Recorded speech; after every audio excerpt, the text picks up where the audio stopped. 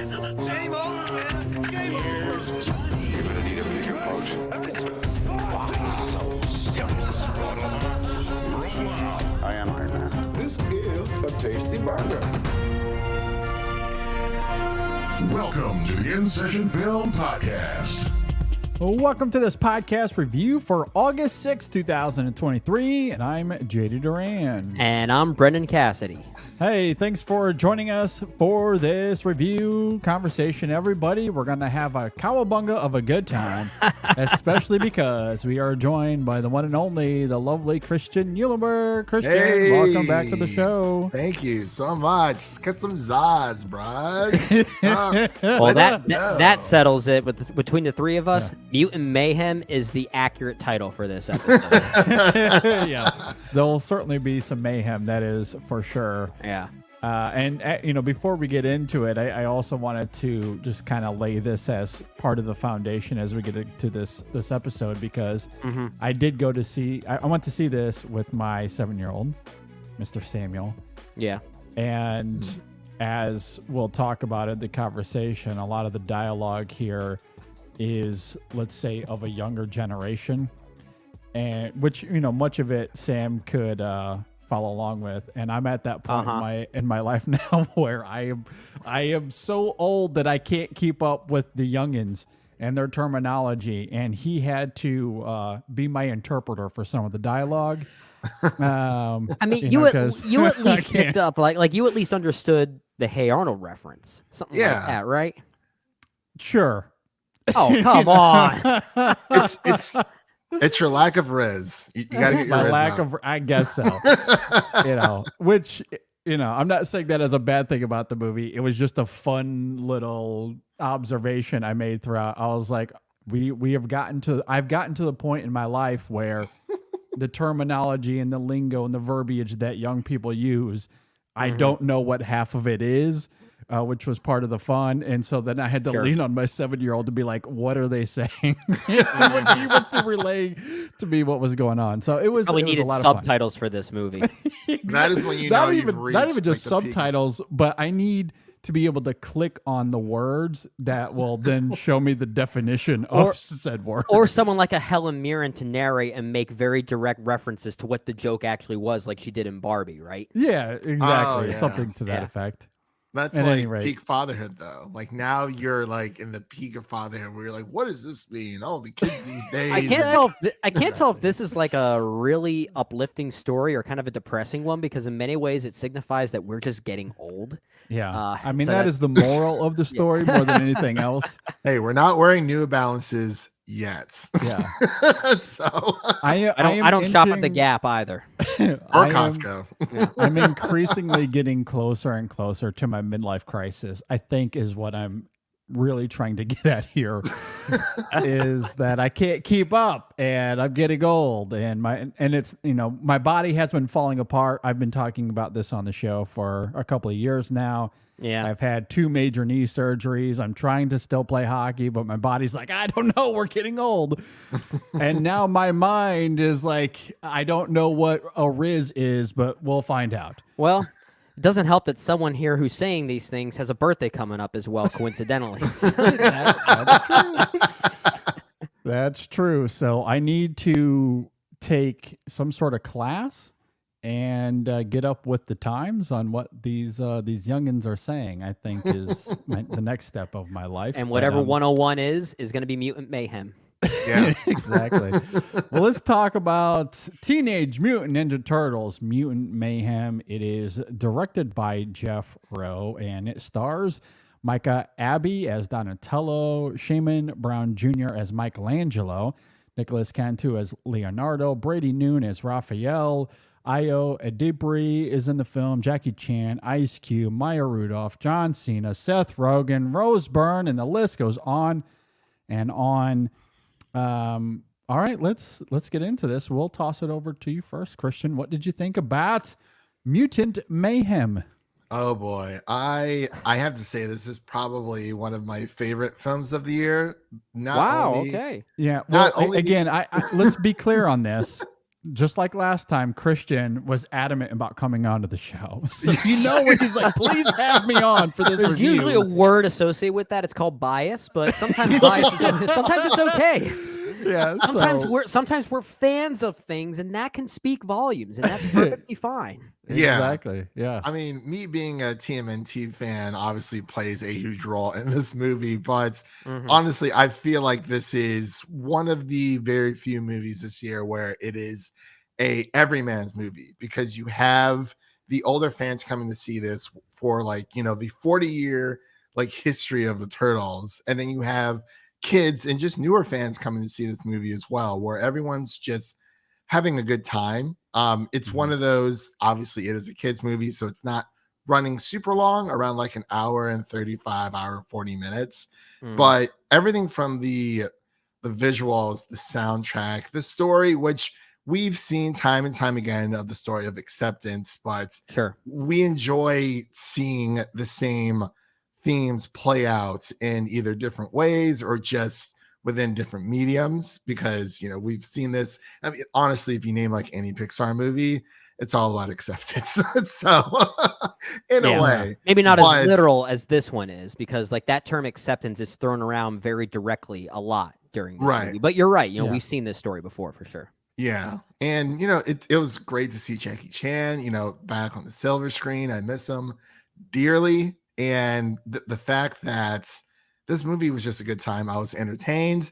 I don't need a favorite film, one of my favorite film in the year, to be like a gravitas, like Oscar-esque movie, like an Everything Everywhere All at Once. Yeah, sometimes you just want a movie where you're like, hey, I'm a fan of the Teenage Mutant Ninja Turtles.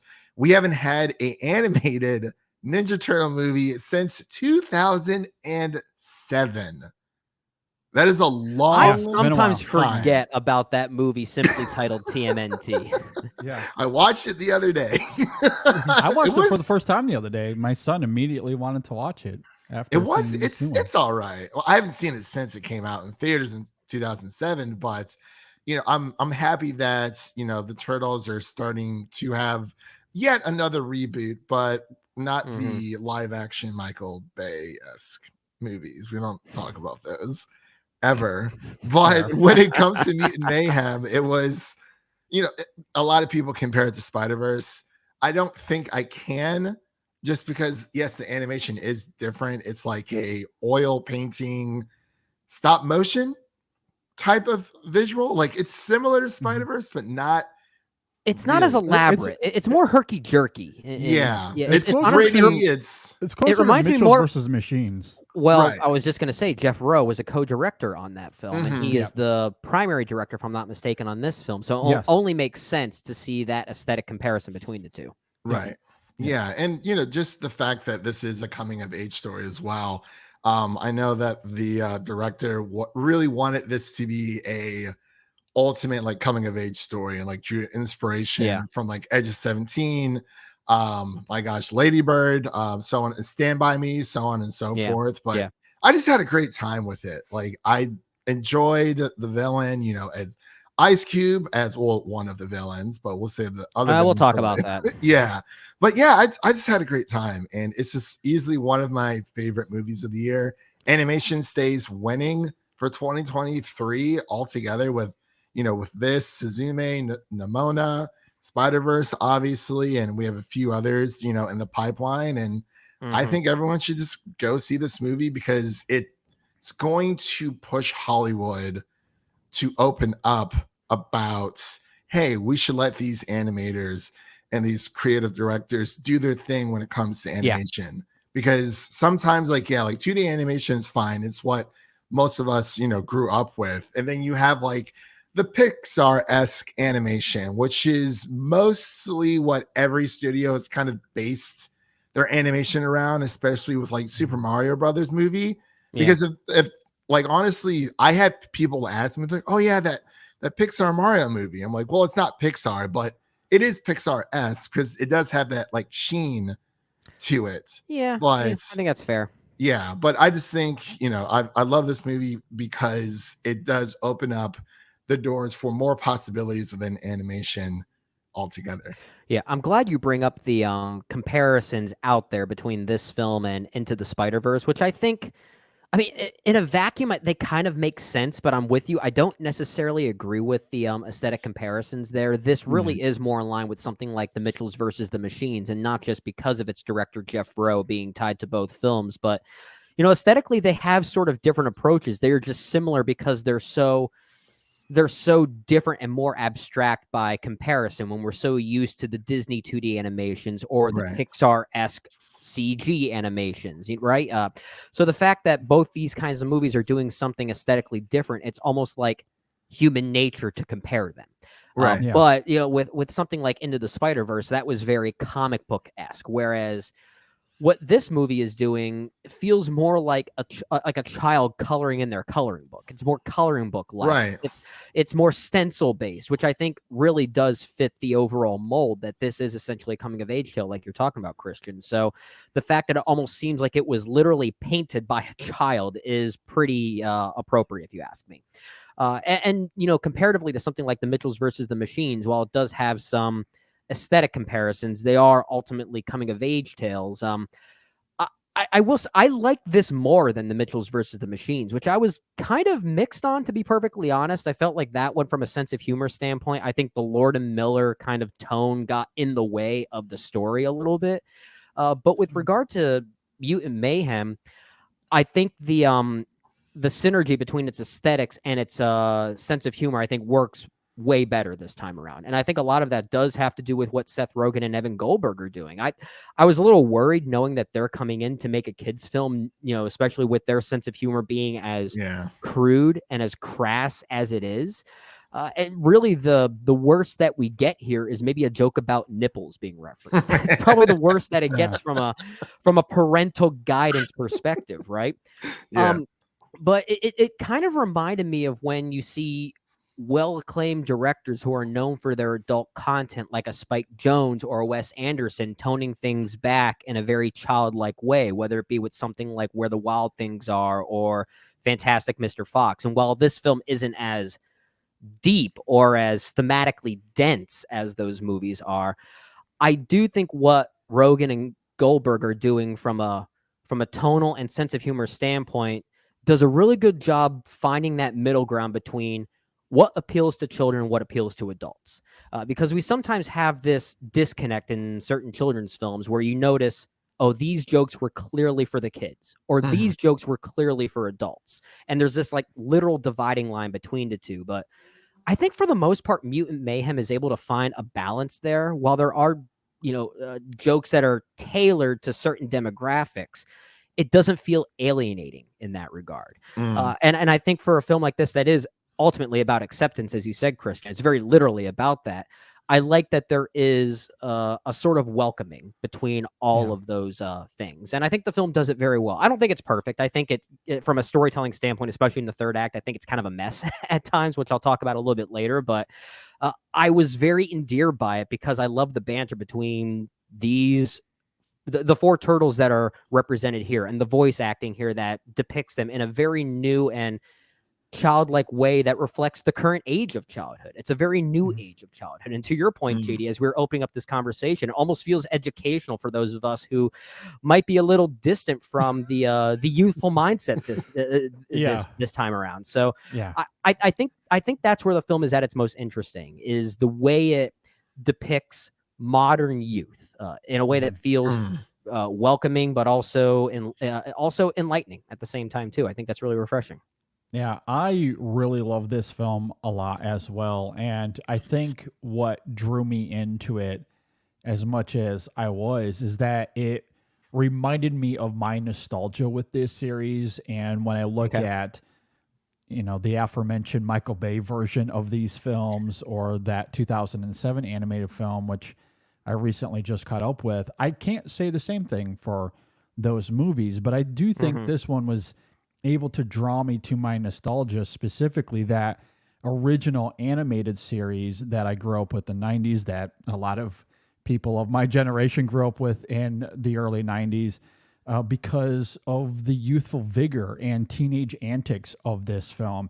You know, when we compare this to so many other turtle films, and and everything that's come since that original 90s animated series. Yeah.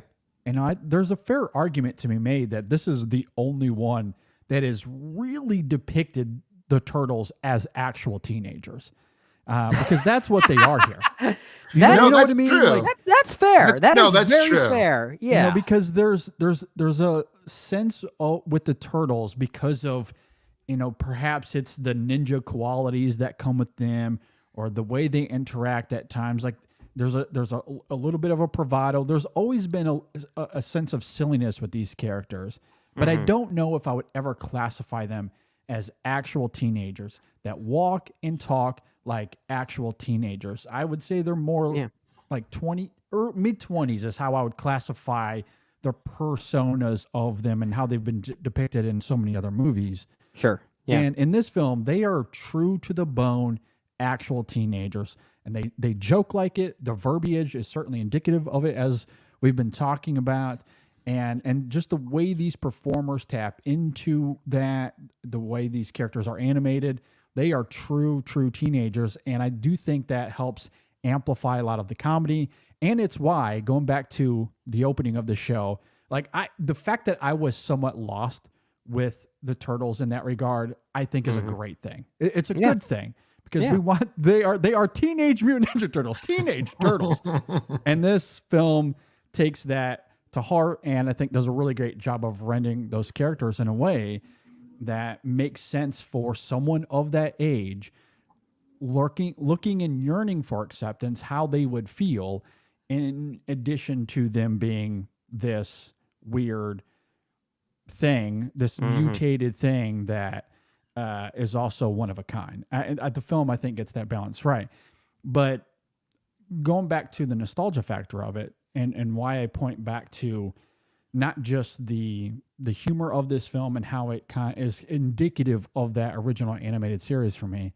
The other thing for me is that this film, I think, does a really great job of embodying the grungy, darker underbelly of the comics, at least visually speaking, because this movie it's very does grimy. not- You're right. It is very grimy.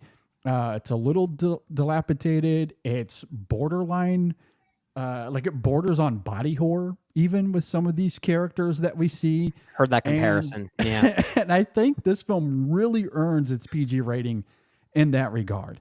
Like Sam's 7, he could handle this just fine. But, if you were to take a much younger kid, I could see them being a little terrified with this film at times because of the mutated elements and the grimy aesthetics of this film and just how visually dark it gets. Now, the comics and its tone and violence obviously gets much, much darker than what this film does. But in terms of just that grungy look that you get in the comics that the animated series doesn't really adapt at all, this film does keep that. It does maintain that in a way that I think is really complementary. So you got these two very different tones here, these two different aspects of the film in terms of the light, comedic flavors of this film that are really funny, and you have the camaraderie of the teenagers, and all of that is great. But then you also have the grungy, grubby part of this film that I think is also fantastic, and I love that balance. I think it gets it right. So yeah, that'd be a hard thing to pull off because there's such tonal extremes, right? Like those are what you just described sound like two completely different movies. Exactly. Yeah. And if this were a live action movie, this would be a 1980s David Cronenberg movie, right? I mean, it basically would be. So you make a great point that is really difficult to find that middle ground to make it all feel like it's of a piece, that it all makes sense within the final product. Yeah, because I do think in a lot of ways, aesthetically and the way these characters are rendered, I think it is inspired by Cronenberg in a lot of ways. Some of those mutants that we meet movies. that are like cronies of Superfly, as he's called. We meet, and they're all the ones that are voiced by the well-known actors, the well-known comedians that are part of this kind of Seth Rogen circle, if you will, the Judd Apatow circle, if you want to call it that. Yeah. That's where most of them come into play. But yeah, the designs of some of these creatures are. It's gross. It really is gross. It really is. And even New York City itself, it's filthy. It has this grimy look to it. I mean, there's nothing clean about it. And obviously the turtles' home is in the sewers, but outside of that, like even the streets of New York, none of it looks any cleaner or, or sharper in that regard. And so I do like how you have those contrasting elements here. Yeah. That I think services this film very well. It makes it very unique. We've never really seen a Turtles film like this. And yeah, I think it's a lot of fun. It is slightly messy in places, but I'm willing to forgive a lot of that because of, what it's trying to attempt here. Its ideas are affable. I mean, this is a film that's going to be winning any awards for writing, but I do think in terms of rendering actual teenagers and the aesthetics of this film, those two things alone go a long way for me here. Yeah. And I think what really made this film feel even more authentic is Seth Rogen actually had the four boys record together within the same in booth. the same room. Yeah, in the same room. Yeah. So it made it feel so organic. And of course, all their interactions with Master Splinter by the great Jackie Chan. And his Jackie Chan's voice was almost like unrecognizable because it's like, I didn't know it was him at first. Yeah. Really? Okay. Yeah. I didn't know that. I admittedly went into this movie a little bit ignorant, not really knowing who was. I didn't know who any of the cast was. I did know going in that at least Paul Rudd, Seth Rogen, John Cena, and Rose Byrne voiced characters. That's all I really knew. I didn't even know that. That's the most. Rogen is, he can't hide himself. you hear that, No, you recognize it of course, immediately, he's going to be playing either Bebop or Rocksteady. I mean, of course. Literally. Yeah. Like he can't mask his voice. It is always just his voice is so distinct where it's like, he already played Pumbaa, so he might as well just do something similar. Might as well. Seriously. but to your point, Christian, I think what's interesting by bringing in Jackie Chan, and I wasn't aware that he was in this film, but the moment we are introduced to Splinter and you hear the voice, in my mind, I kept thinking about it and my mind was circling, trying not to be too distracted as the film was going, but I was like, is that who I think it is? Like, it sounds like Jackie Chan. But I'm not quite sure. I'm not sure. And then they lovingly give Splinter a Jackie Chan-like moment, and it's like, okay, that's Jackie Chan. Yeah. Yeah, that's great. Yeah, but I do love that, all of these movies and just the overall lore of TMNT does always embrace the paternal like nature of Splinter, right? Like he kind of bridges that gap between Master Splinter and Papa Splinter, right? But I kind of like that in this one. It's really more about Papa Splinter. He's really more of a dad than he is father than anything. Yeah, and of course Ninja Master is part of it, but that's to say it's secondary is almost giving it too much credit. He's and really I love just how they overprotected dad. recontextualize what ninja means for Splinter here, right? Because his backstory is so very different from what we've known him to be. Yeah, and I don't want to reveal that because it's a really fun comedic. It is this movie. For this movie, but the perfect. fact that they completely recontextualize it, I think, adds some great levity here, and probably why, to your point, Brennan, why they emphasize the father aspect of that character more, because he really doesn't have a ninja background. It's something that comes to him later as a protective remedy because of an instance that happened between him and the four turtles, as they tried to embrace humanity at a certain point and it doesn't go well, so he tries to find a solution to that, and that's where the ninja element comes in.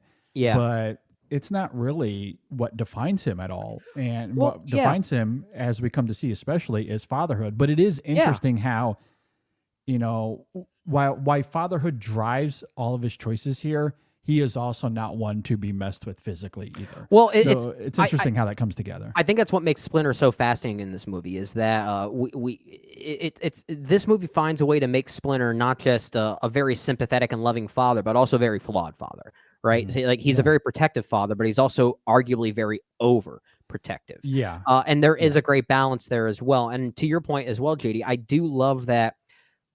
I don't know if this was intentional or not, but I feel like this film takes the ninja idea, the protective idea of that physicality, and kind of makes it this thematic idea of the unfound strength of a parent, right? You know, like we hear Yeah. about that classic story of a woman being able to lift a car to save her baby, right? Even Yeah. though, you know, without that scenario to fuel her in that way, she would never be able to lift a car, right? Sure. And Yeah. in some ways, I feel like that's how the ninja-esque stuff is treated here with Splinter. That it's Yeah. like he's not really a ninja master, but when he needs to protect his children, he is a Then ninja he master. is. Yeah, exactly. Yeah. Kicks it in 100%. high gear. Yeah.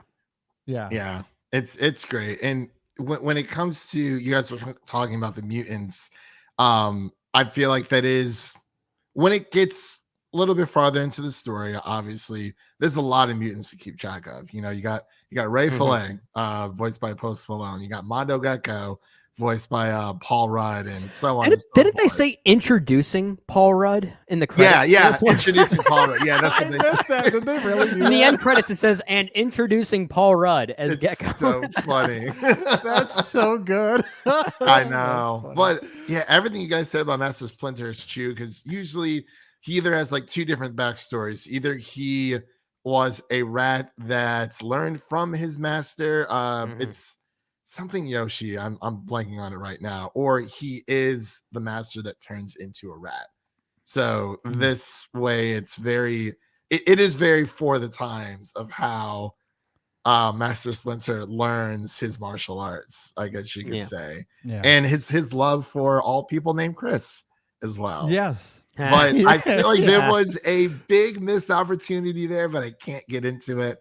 I'll let you guys know off air, because I don't want to. Fair. Okay. Fair.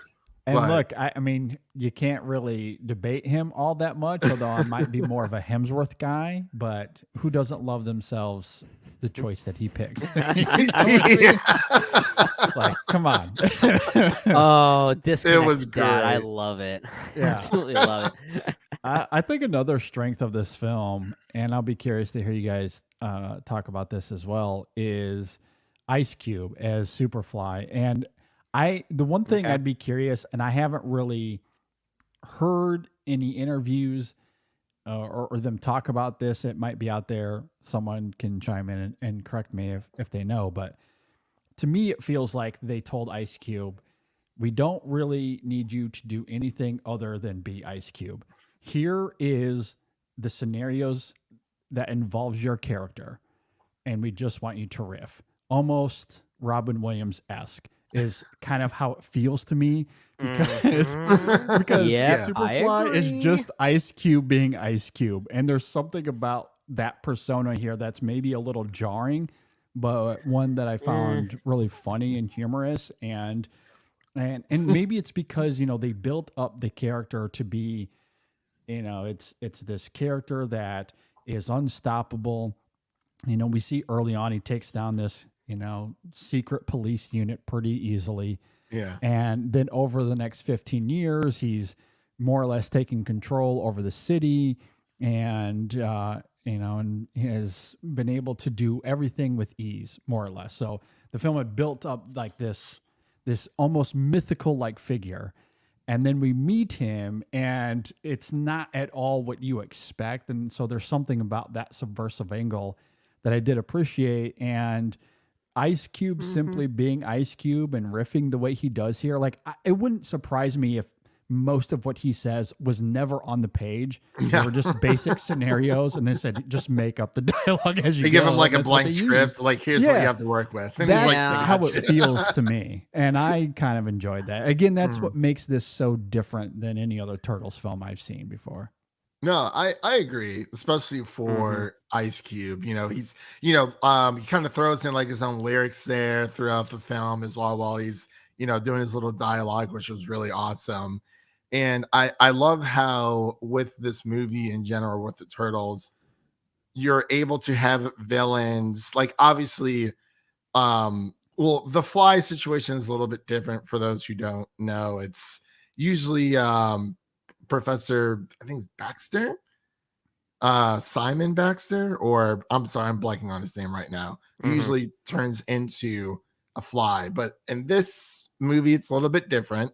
So that's how we get the the culmination of Superfly. But I love how Superfly was relatable to the Turtles in the way where, him and his mutant crew wanted to be accepted.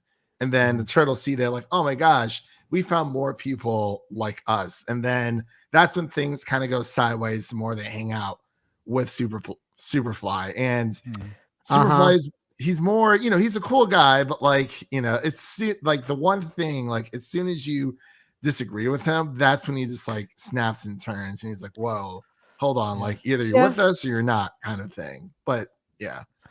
I'm trying to say this in a way that's not damning.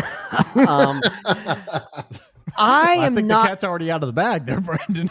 I'm not sure if Ice Cube worked for me in this movie. And I think it's less on Ice Cube and more about the way that Superfly himself is projected as a character, how that character's backstory is revealed.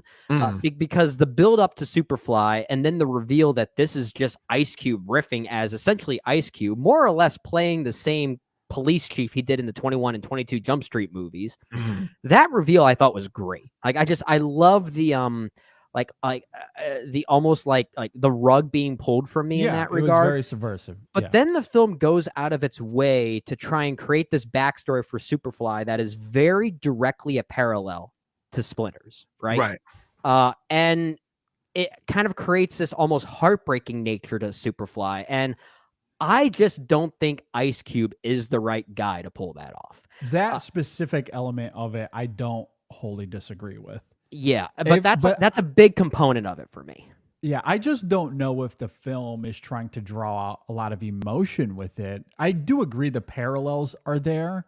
Yeah. And if we want to lean into the story itself and I guess what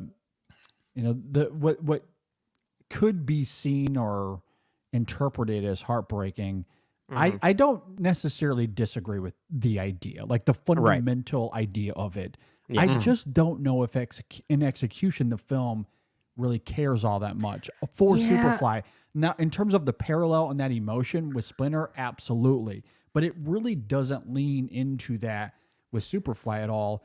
And if anything, what those parallels really become more than anything else is Magneto and Professor X. That's what it becomes. It's we want the same things, but we're going about it in very different ways. That's ultimately what they become. I almost feel like it would have just nixed that parallel completely then, because I feel fair. like that's fair, but at the same time, it's kind of a double-edged sword because while I don't think it necessarily complements Ice Cube's specific performance of that character with said backstory, I do also think it helps enforce the arc of Splinter, though, because there is a moment where Splinter himself sort of recognizes those parallels. Yeah, so that's true. It is kind of a double-edged sword. But at times I did feel like the film was maybe trying to lean at least a little bit into the emotion of Superfly and then say, nah, we don't care. It's Ice Cube. Let him riff. So it's kind of, there was this slight tug of war for me. And again, I think Ice Cube is hilarious, not just in this movie, but in other movies we've seen from him, such as 21 and 22 Jump Street, which is more or less what he's doing here. But sometimes that specific approach is a certain actor trait that they just, specialize in, that they're not able to, kind of overcome that and do something a little bit new with it. Maybe this character calls for. So there was a tug of war there that didn't always work for me. And maybe kind that's of like why Ryan Reynolds almost in a way, like how he's like, I guess it compares kind of, well, I was saying like, I guess, Ice Cube's like essentially playing himself. And then there's always the criticism, whatever, of Ryan Reynolds kind of always playing himself in like all of his roles in a way. Cause but even so, there is a sincerity in what, and not to say there's no sincerity in what Ice Cube is doing here, but even in, let's say, something like Deadpool, or even, I guess more specifically Deadpool 2, because I actually like that movie more than the first one, primarily because I think Ryan Reynolds kind of gets into the emotional stuff in that movie in a way that's almost like a joke with the over emotional side of superhero movies, but also trying to successfully convincing you that film has a heart and soul. It's making fun of and being sincere at the same time. And I think Ryan Reynolds is able to straddle that line a bit more in that film than, let's say, what Ice Cube is doing. But to be fair, he's probably not asked to do that. It didn't seem like it to me. Yeah. And that's why I ultimately lean into the more dramatic, Magneto Professor X thing because to me it felt like they were asking him, if anything, to lean more into how that underlying emotional underbelly eventually channels anger and indignancy. Because that is something that we know Ice Cube can do very well. And I think he does tap into that in a way that, to your point, eventually serves Splinter very well when he comes to realize that he is channeling those same emotions. It goes about it a little differently for Splinter. It comes out not in over anger and I'm going to build a machine and take over the world, but it does come through and that overprotective quality. But it's coming from the same place. And I think that anger is necessary in driving that epiphany and that's the thing. about. Yeah, and maybe it's a subjective thing, right? Maybe it's, knowing what the backstory of that character is and hearing this vocal performance that is strictly 21 Jump Street, me secretly hoping, could we get maybe a little Boys in the Hood in there as well? Fair. I mean, and I do think that would have added some interesting texture to the character. But given what it was trying to do, especially when we get to that third act and things become amplified all the more, to me, it didn't really hinder the film all that much because it serves the character well enough. Ice Cube is having a lot of fun, and I had a lot of fun with his performance, and it serves Splinter and not even just Splinter, but all of these other mutated creatures as well. Because they eventually come to that same epiphany. That I think is, regarding acceptance, as you guys were talking about earlier, that I think is very affable here. Yeah, absolutely. There is an idea of acceptance that the film in its third act kind of toys with a bit that I would have felt. I'm not saying the movie doesn't work because of its ending that it chooses. It's a kid's film, so of course it's going to end in maybe a, I don't want to say safer way, right? But there is a more hopeful conclusion by the end, right? But there is a moment during the final battle that sort of hints at the fact that, are there a lot of people out there that are maybe not ready to accept these people? And these turtles have to accept that themselves and kind of embrace that and just realize, we could still be heroes even if other people out there are not willing to see us as heroes. I think that's a very powerful notion. I'm not sure if the film undoes that by ending the way it does, but in a way, secretly, I was kind of hoping for that to be the final message of the movie. But again, it would have been a very different kind of movie tonally. Maybe it could have felt a little tonally jarring, but there was a point sitting in the theater thinking, that's a pretty bold approach for a movie that's distributed by Nickelodeon Pictures. I agree. Yeah. And if this was a live action version of this, or if those same ideas were, let's say, introduced into the MCU or whatever this new DCU looks like, and because those films do try to tackle some dark and bold things at times, and then to revert against that, even though like at a certain point heroes are going to attempt to be heroes, I've seen enough from Marvel over the years that I probably would criticize them for doing something like that, because we've seen them do some bold things. In this film, it's interesting that it's brought up that, hey, we just have to be who we are, regardless of who's going to accept us or not.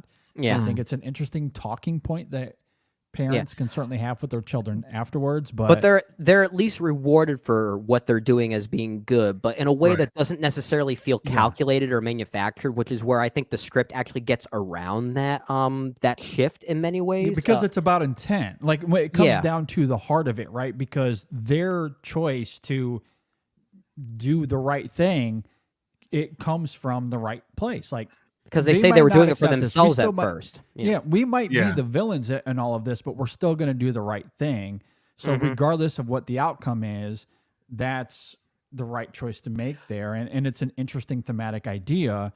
It just happens to be that the ending of it is, okay, well, they are accepted, but that's not why they did it. Ultimately. And you make a great point, because I'm someone that has been constantly harping on movies to be less cynical these days and just be as hopeful and almost conflictless. You're welcome. Yeah, well, and to be fair, I wasn't necessarily criticizing the ending. I was just sort of thinking, like, No, it's there's an another interesting version of this point. movie that has a Yeah. very different conclusion, and Yeah, that would have more been a very bold and interesting audacious. ending. Yeah, I agree. But at the same time, I do think this is perhaps one of those examples of a film that's able to have its cake and eat it too, at I least agree. for the most Yes. part. I agree. Yeah. Maybe some of the manufacturing or some of the, I guess, storytelling aspects to get to that point could feel a little contrived to get there, or at least the way that characters have to pause and talk about certain things. But at the same time, this is a kid's film, and Right. sometimes those points need to be a bit more literal to allow those conversations to be had from a youthful mindset. Yes. And in a film like this, I guess that's okay.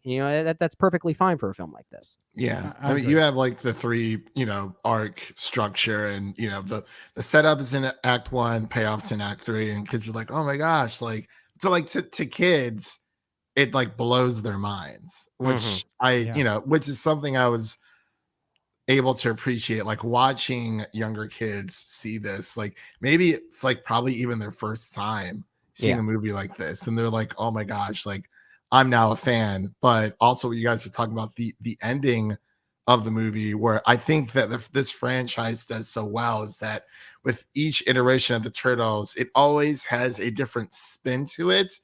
And for some reason, whoever is, in charge of the Turtle IP or TMNT IP by then, because for a while, I think it was Warner Brothers for a bit before Paramount/Nickelodeon had picked them up. But it seems that for every like iteration of the Turtles, we're able to get new and fresh takes on either the origin, which this is kind of like an origin/introduction movie for the Turtles. But it's they're definitely always building its own universe within the Right. Turtles lore. Yeah, and with that, like, I mean, and they already Paramount already released this information, is that they greenlit a sequel, and they greenlit a series for this whole thing as well. Well, of course it did. We'll So, allude to the Shocking. ending. Studios aiming for IP. Christian. But it's Come on crazy. I love the ending though, because it does take the Turtles, the boys, the core four, in a new direction that I don't think we have actually ever seen in this franchise. Like at the very end, where we talked about Splinter being more of a dad than he is Ninja Master. Yeah, and we sort of acknowledged this already. The four teenagers here, they're more teenagers than they are Ninja Turtles, right? Yeah. Like there is more emphasis on the teenage Mutant Ninja Turtles. The past iterations, especially in the theatrical films themselves, it's been more about, oh, these are Mutant Ninja Turtles that happen to be teenagers. In this case, it's teenagers who happen to be Mutant Ninja Turtles. Exactly. And that's a big difference. I agree. I mean, we see their first actual fight they've ever been in this movie. They're clumsy. They're clumsy. Very clumsy. It's very clumsy. You contrast that to, let's say, that live action film from 1990. Yeah. And to your point, Brendan, it feels like they've been doing this for a long time. And they're really great at being ninjas, maybe not so much as teenagers, and so, this is the flip side of that coin, where, they're young, they're vulnerable, they're naive, they have no idea what they're doing. And it comes through in this sloppy sequence where they're trying to take down the Skeng and they don't know what they're doing. Yeah. And I do love how the film taps into that naivete and eventually how that youthful vigor also has this emotional core to it as it relates to acceptance and wanting a life outside of the ninja like the whole, the whole, they have a duty, I guess one could say, or they feel like they have an obligation as this mutated, animal that can, that is very good with ninja skills, but beyond that, they want something else that defines them. As it relates to just being a normal thing. They want to live life like Ferris Bueller. Exactly. Honestly. That and of course with April O'Neil, which we haven't really had a chance to talk about yet, but she's also in this movie because it's not a TMNT movie without April. And she's very You mean April O'Puke? Yeah, I know. Oh my gosh, that was wow. They really leaned into that. They did. I have to say, for a joke like that could have seemed so tired and so uninspired as well. I don't. Somehow it worked here, and I think maybe it's just the comedic timing of it, the element of Yeah. surprise as to when that joke is going to deliver. So I have to give the filmmakers credit for at least timing that joke really well. And it Yeah. feels like a joke that a 14-year-old would write, which is Well, what I again, like about that's it. kind of the charm of this movie is that it Yeah. does almost have a 14-year-old's mind kind of driving it, which is really exactly. clever. Yeah. And especially with April, with you were all talking about the turtles wanting to be accepted. We finally get to see April in essentially the same age as the turtles, outside of the rise of the Teenage Mutant Ninja Turtles Nickelodeon series, which I believe April is based off of because she's also black in that series. But I love how, with the 90s movies and pretty much any movie that you've seen with TMNT, April is always like 25 to 30 years old. And here we finally get to see April as like a 14, 15-year-old who's sorting out her own problems. She's not That's a good perfect. point. Obviously, Yeah. she wants to be a reporter. And that resonates with the turtles and it brings them closer together. She doesn't faint when she sees the turtles, which is like usually what happens in any other like movie. So it's like she's a little, reserved, but she's like, all right, this is a little weird, but like She's got a toughness to her that I think other iterations maybe haven't had. And at the same time, it's while it is slightly alluded to here, it's more or less disregarded pretty quickly is the romanticizing of April from the perspective of the turtles, right? Right. Because I feel like that's always been a talking point with regard to any of the other past theatrical films is that these turtles kind of have a crush on April, right? Yeah. But that's at least brought up here a little bit, but it's almost like it's brought up just to disregard it, to let the audience know that, like like April's attractive in this world still, but the attraction is not a plot point anymore. Right. And I kind of respect that. And I also think the film does a very good job, and I don't think the other iterations of Turtles have done this, because there's a scene before they meet April where, again, they're talking about acceptance. We want to go out and be a part of society, and they can't. And so they joke about how like it's just going to be the four of us together, and the last thing I want is to see your three faces when we're all about to die. That's what they joke and talk about. So it makes sense that when Leo sees her for the first time, having that already in mind, that he would react that way, because we know they want to be part of society. They want to have normal lives. Whereas like in the 1990 movie when Michelangelo's like, oh, April O'Neil, babe, like, like there's nothing to set that up. It's just pure on like this hormones. That's all they're doing. Teenage hormones, Mikey being Mikey.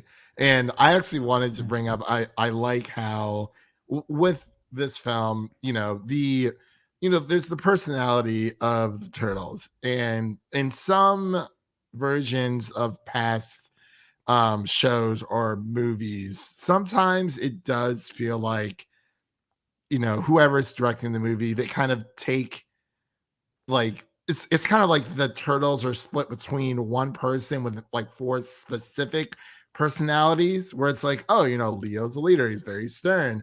Mikey is like the party guy, and in some iterations they make him seem dumber than what he really is. And I'm glad that within this film he's not like that. Like they're all inexperienced, they're all in this together, all of them have like, and they all have very different quirks, because you make a great point that in past theatrical films, I mean, really the only way we could tell them apart is by the color of their headbands, right? I mean, that's really always, and their otherwise, weapons. And their weapons, but otherwise, if you remove those superficial things, it almost sounds like they were all voiced by the same person. Right. Yeah. Here there are clear vocal distinctions between the two, but also very clear personality distinctions between them. I mean, like Donatello, or Donnie as he's called here, I mean, they really go out of their way to show as kind of the nerdy one that loves Attack on Titan, right? Yes, So there are very specific things to help distinguish them outside of just the voice casting, which I do appreciate. I appreciate the personality changes here. I would argue that has always been there. we see that quite heavily in the animated series, that original one. It's in the Oh, yeah. comics. I think it's very distinctive in that 90s movie as well. I What don't do agree. love I don't agree at all with that. I think they're all the same character. Oh, Man, well, I think it I will depends on the vehemently version. disagree with that then. Yeah, I think they all have their, and I don't want to get into a rabbit hole about that No. because Yeah. it's there. Just saying I that. would argue it's very objectively there, but what I do Oh, love about okay, it. whatever. Okay. You can't, if I don't see it, you can't be objective. That means you're saying I'm wrong, and that's how that works. That's how that word works. Look, again, I don't want to get into the rabbit hole, but the evidence is, Mount Everest high in terms of that, I think. Yeah. And I could lay it out pretty easily if I Yeah. want to go down that I would- that route. But Yeah. my point in all of that is to say this. I don't agree with Brendan, but what I do agree with is that is how those personalities are there. But again, it updated to the modern lens. Yeah. You Yeah, know. absolutely. And that to me is what I love about it. Yeah, especially towards the end of the movie where, certain things happen. You're like, oh, things start to make sense when it comes to the personality. They go a little bit deeper within each one. Like you said, Donnie's a big anime fan. Like obviously he's the smart one. He has the glasses and whatnot, but he feels so more organic because I've noticed, at least just with my rewatch, especially with the 2007 TMNT movie, like that movie for the forefront, it's mainly about Raphael and Leonardo. And then Donnie and Mikey are kind of just like pushed off to the side. But when they are on screen, it's like Mikey is like, oh, I'm like, the icebreaker kind of person. It's like, yeah, but he's also quick on his feet. He knows how to improvise. And a lot of those strengths play within this film for Mutant Mayhem. Within that 2007, it's very just, Leo is just very stern. He's nothing else but a stern leader. And then that's it. He doesn't crack jokes like he did the 90s live action turtle movies and stuff like that. So that's just one. It's updated. He's a teenager here. He's of course not going to be the stern leader that we see in something like the 90s version, because that Leonardo has been through the ringer before. They are veterans when it comes to being ninjas. And these are teenagers, babies. so he has to learn to be that. Can we just retroactively say that this is a prequel to all of them, and that first 1990 film is 20-something Mutant Ninja Turtles or something? Well, and that's what I was joking about earlier. It really is. They're more like 25 to 30-year-old turtles. Those college. Can we see them in a retirement home next? Senior Mutant Ninja Turtles. Yeah, exactly. I love it. But anyway, there's a lot of fun to be had here. It's very updated and modern, and that's what I love about it. Even if I can't keep up with all of the references and the lingo, that's what you learn makes it something, and it's unique. cute that your son that he already knew what those references were. Yeah, absolutely, which is nice. Yeah, I know it is interesting being on this side of that evolution, I guess, because when you're in your youth, that's all that is like this. We define culture. I know what everything is. And now I'm on the other side of that coin. And it's like, okay, now I have to try to keep up. And if I can't, I have someone here in my house who can update me on what's going on. So at any rate, final thoughts on Mutant Mayhem. You guys have any final thoughts, Christian? I would just say, go see this movie in theaters if you can. I know a lot of movies nowadays are very quick to hit either VOD or just streaming services. Like, no doubt this will definitely hit Paramount Plus at some point. But if you're not comfortable to going to the theater, definitely check it out on Paramount Plus whenever it comes out. Because like we've all talked about in prior conversations, sometimes going to the theater can be very expensive, and this is definitely one of those times because it is a kid-centric movie. Obviously, older fans are going to be there, but either way, definitely see this movie. I had a blast with it. I think it's the everyman's movie of this year, and cowabunga. Austin, no. And remember, kids, forgiveness is divine, but never pay full price for late pizza. That's the message. That's the message of this whole movie. I love pizza. I just love pizza. you brought something up earlier, Christian, but there are technically 2 villains in this movie. We didn't really Yes. talk much about that. The other villain being voiced by Maya Rudolph, if I'm not mistaken. Yeah. If I have any real major flaw, it's just the integration and how that character is interwoven here. Because it's really, I agree. but it's kind of, again, it's kind of another one of those double-edged sword things for me. Because on one hand, I like the idea that the challenge that these turtles are facing are from 2 different demographics, one being the government, the other one being their own kind. So there is kind of this nuance there, but the way it comes off in execution is that this other governmental villain presence, it's really just there for sequel setup. It's really ultimately what it comes down to. And you can tell by the we're not going to reveal the mid-credit scene, but you could tell by where it goes that was the priority for that character. 100%. Yeah. But at the same time, like, I like the idea of those battling demographics with similar agendas. So it's not just about acceptance from one demographic, looking at these quote unquote mutants as, okay, we got to see them as people that we want to welcome in. So that way you get that dichotomy between this organization and then someone like Superfly, who is of their same kind, of their same ethnicity, if you want to call it, but still willing to push back against them. I kind of like that battle there. But as I said, it's just there for IP setup is really all. I will say this. I want to give Seth Rogen and Jeff Rowe and Evan Goldberg and everyone that was involved with this movie a little bit of credit, because I do agree with you. Cynthia is here primarily as a setup for the sequels. However, there is a payoff with the character that I think is really great as it relates to previous jokes about nipples and milking, which is a constant gag throughout the film. Yeah, that's fair. Which does come to fruition with the Cynthia character. It does. So it at least taps into that one gag in a really funny way that I think is great here. And not just what happens to the turtles themselves, but there's a visual gag with Splendor when he says, "Oh yeah, milking is a thing," and it cuts to the machine itself, which is just fantastic. So if you're going to have a character like Cynthia, who is nothing more than setup, at least utilize it well in that manner to make it all worth it, I guess. That's fair. Yeah, for All sure. right. Any other final thoughts from you guys? No, I'm just the soundtrack kicks butt. I mean, it's again, it's another one of those things that's very like 90s hip hop nostalgia. I mean, we've got De La Soul on the soundtrack, for instance. So it's interesting to see it kind of bridge this gap that it's very much of the modern youth, you know, like that's kind of the demographic that it's really catering towards. But at the same time, there is this nostalgic factor for those of us who grew up in the 90s.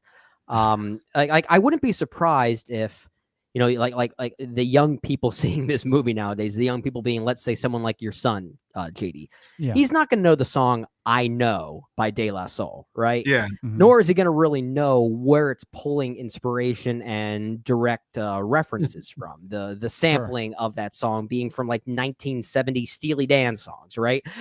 So like he's not going to know any of that, but he's not supposed to. Like there's almost like this weird introductory angle to this movie that we as millennials are being introduced to youthful lingo, while maybe some other artful ideas are being introduced to the youth that understands that lingo. So this is an educational movie, I guess. And no, it really is in a way. It is. It really is. No, I do love the soundtrack. I think Trent Reznor and Atticus Ross have a nice score here as well that I really enjoyed. The music on the whole is very alluring for sure.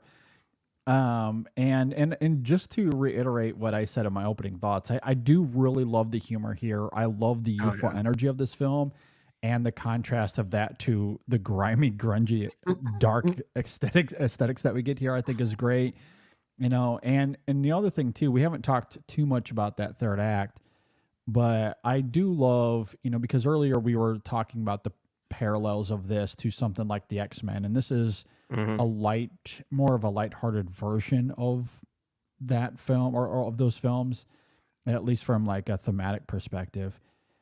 However, another movie I thought of in that third act was Spider-Man, you know, because there's this element of like in that film when Spider-Man is in trouble and New York City comes to his help there a little bit, fighting off the Green Goblin. There's an element of that here where New Yorkers get together to kind of help out these turtles once they realize, where the battle lines are drawn. Yeah. Which I think is interesting. Like, I do love how all of that is rendered here. I think there's a lot of fun to be had there with the unity that we see with New York City and the Turtles as well. So, and that final scene I think is really great too. Yeah, I agree. Fun to be had there. At any rate, I really like this a lot. My son loved it. I do think kids are really going to enjoy this a lot. This was made for $70 million, which is insane when you compare that to, let's say, Disney's budgets for animated movies. My theater was packed as well. I Matt. saw it on a Sunday, like showing at like 1:30 p.m. Like this really odd time, and yet the theater was quite packed. Although it's possible that maybe a lot of parents just couldn't take their kids to see Barbie for a fifth time, so then took them to see this, because I did see some young girls in pink dresses in the audience for this one. So maybe that was, a byproduct. Well, dipping. Barbie's helping the recession, right? Helping the economy by fueling the box office for other movies at the same time. But this, I think worldwide right now, this is around 50 million or something like that. Close to it. Yeah. Yes. Something to that effect. So it should cross that 70 million by next weekend, I would think. Sure. Absolutely. So that is very exciting. It's good to know that movies can be made on modest budgets and be great, as this one is. So just make good movies. Just make good movies. That's all we want. That's all we want. Absolutely. Well, with that, Christian, thanks for being here, my friend. Really appreciate you. Thank you guys so much for having me back on. I know I've reached out, Spider-Verse and now this. Yeah, so I it's love like, it. Man. What I reach out for next? I don't know. We'll see. I have my guesses, but we'll see what that ends up being. Where can we find you on the internet, good sir? Oh, so you can find me on Twitter and Instagram at Film Optics. That is Optics with an X. That's where we post all of our podcast episodes and whatnot. We just got done covering our TMNT reviews. We did a non-spoiler and a spoiler because I love the Turtles so much. So definitely check them out on podcast platforms around the internet. Yeah, definitely go and check all of that out. Really great stuff, and really appreciate you being here, Christian. Always a lot of fun. Be sure to follow us on social media as well. Facebook, Twitter. I'm going to keep calling it that. Instagram, Blue Sky, everywhere you can find us on social media. Yep. Let us know if you agree or disagree with anything we had to say here. We'd love to hear from you. You can always email us insessionfilm@gmail.com if you have any thoughts that you'd like to email to us. With that, final thoughts, fellas, before we get out of here? Anything? Pizza. Bossa Nova. Well said. With all of that, thanks for listening. Thanks for watching, everybody. We will see you next time on the In Session Film Podcast. Pepperoni, cowabunga, dude. Pepperoni. No anchovies. No anchovies.